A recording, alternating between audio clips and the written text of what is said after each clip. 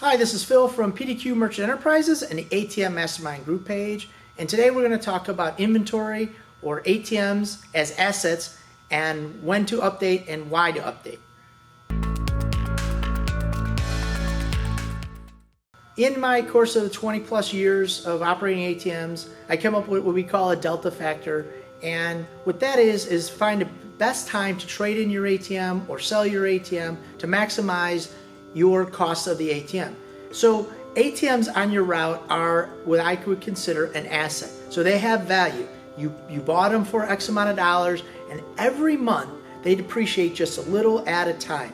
Okay, somewhere in my head between maybe $200 and $300 of a year, these ATMs depreciate. So what you want to do is you want to find this break-even point or this little point that you're saying, you know what, if I sell this ATM or I trade this ATM in, that will give me the best value for my buck. And then what I'm going to do is I'm going to take that money that I got for selling the ATM and I'm going to reinvest it into a brand new ATM. Okay, so what we've done is I always do this year after year. I look at our ATMs, I figure out where the ATMs are, and I always try to stay ahead of the curve. The reasons you want to stay ahead of the curve are because in the ATM business, technology changes, and it changes somewhere between 2 and 4 years. Okay, so with that change, there's added costs. We were at triple desk compliance years ago, which not every ATM could handle to make it triple desk compliant. So we had to invest in a board for the ATM. Now that board cost us money. Then when we got through the process of that, we had PCI compliance. And some of the ATMs were able to be PCI compliant and some were not. And then we had EMV, and everybody had to go through this EMV upgrade. If you continually to build your route, or reinvest in your route, the cost wasn't so much. But if, let's say, you had a 1500 and you didn't reinvest into your route, now you were faced with maybe $1,000 update for a 1500, and then you're like, well, why should I do that? This ATM has been maybe 10 years in the marketplace, and now I want to put in another 1,000. It might be cheaper to buy a brand new one. But now if you go to sell your 1500, it's not worth anything. But if you would have continued throughout the process to update your route, when it got so old, the ATM, then you're going to take it off your route, you're going to sell it or trade it in, and that way you could continually build your route with new product. Okay, so that's what the whole goal of of what you want to do.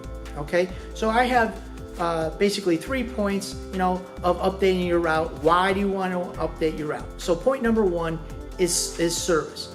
As the ATM starts to get a little older, some of the challenges are going to happen. You're going to have a keypad might go bad, or your dispenser starts to get a little worn, or an I/O board gets bad. So you want to avoid some of those issues. So what you want to do is when you update your ATM, you eliminate all those. Okay. Point number 2 is expand your route. If you're operating, and we talked in other videos about operating in a small circle, if you want to expand your circle, now you have service issues, and it becomes awful hard to maintain an ATM that's an hour and a half, 2 hours away if it constantly goes down.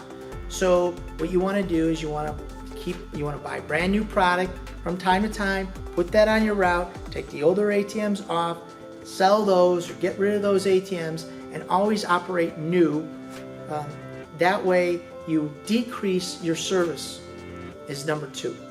So number 3 is better splits.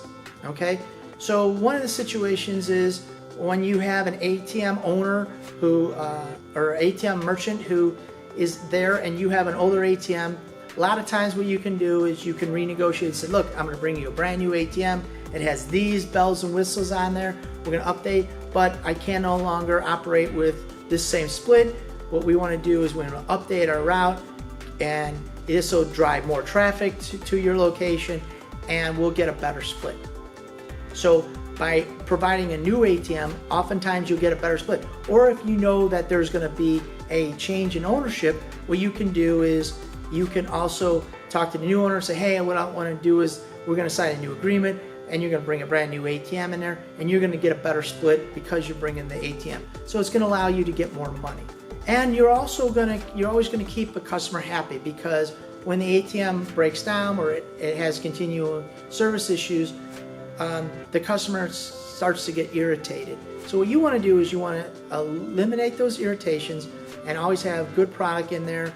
You're already operating a good service and you're going to do it really fast, but just the constant aggravation of they have to call, you want to eliminate those issues. So behind us, just so you can see behind us, what we're doing is we are updating our route, pulling Halo 1s off the route, replacing them with Halo 2s, and just constantly, we're updating our route. I would recommend probably a 20 to 30% rotation, that you're going to take old product and put new product on, and then you're going to take that and either trade it in or sell that ATM. That always helps out, eliminate some of the big costs of the big chunk of the ATM. But those are the type of things that you want to do to keep your ATM route fresh, to keep your service down, and to keep your customer always happy.